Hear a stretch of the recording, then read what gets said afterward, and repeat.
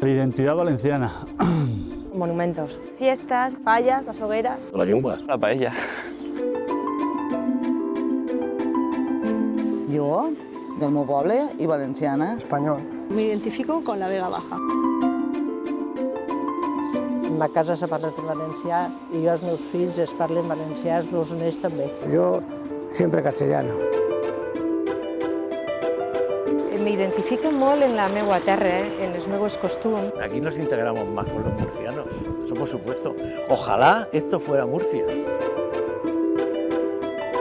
Para mí no es incompatible ser oriolano, ser valenciano, ser español o ser ciudadano del mundo. Creo que debemos tender a cerrar todas esas barreras.